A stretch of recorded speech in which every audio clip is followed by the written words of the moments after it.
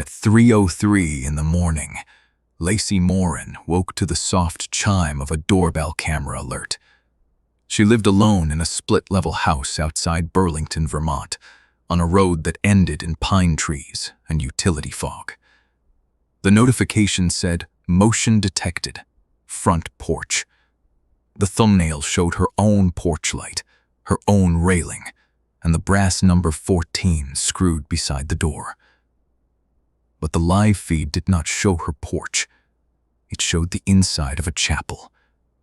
The camera angle was wrong first. That was what she remembered telling the police later. Her doorbell camera sat chest high beside the front door, angled down toward the steps.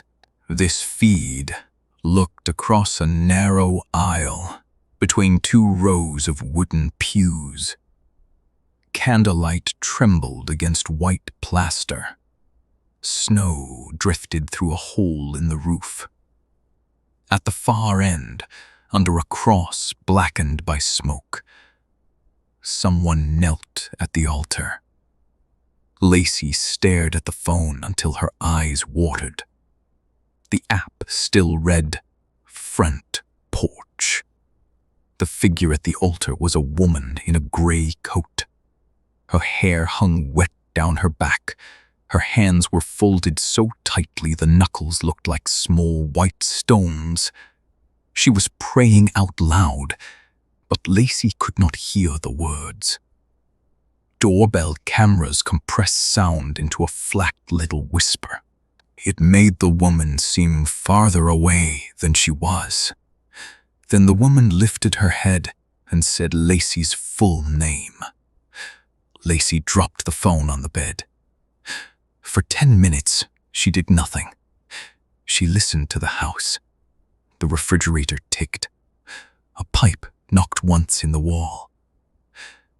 Outside, the motion light above the porch stayed off. When she picked up the phone again, the live feed had returned to normal.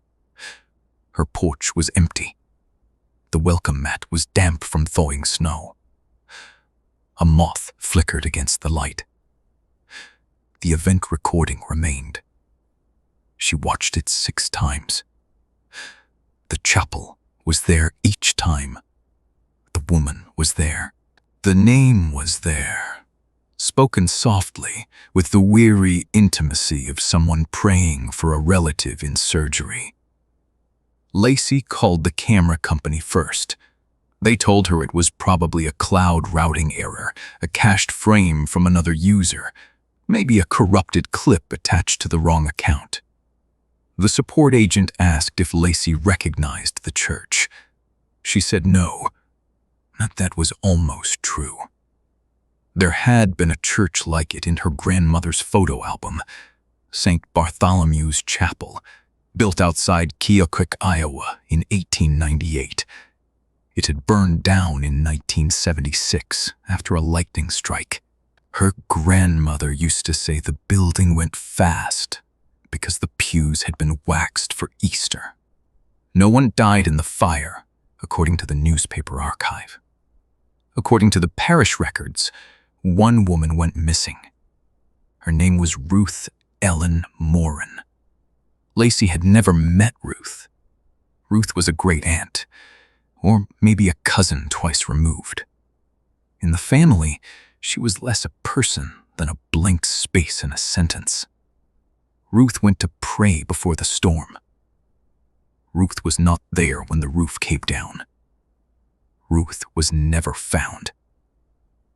At 3:03 the next morning, the doorbell chimed again. Lacey had been waiting on the couch, with every light in the house on. The notification appeared with the same cheerful icon. Motion detected. Front porch. The chapel feed opened before she touched it. This time, the woman stood in the aisle. She faced away from the altar. Her gray coat was scorched along one sleeve.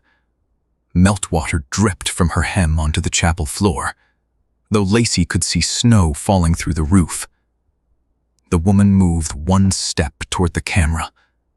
Lacey whispered, Please, don't. The phone speaker crackled. The woman said, "She has learned the door." Behind her, something shifted in the darkness beneath the choir loft. The camera did not autofocus on it. The compression smeared it into a tall, vertical shadow, but Lacey saw hands, too many hands, palmed down on the floorboards, pulling a body forward inch by inch. The woman began to pray again. This time, Lacey heard every word. Deliver Lacey Morin from the threshold.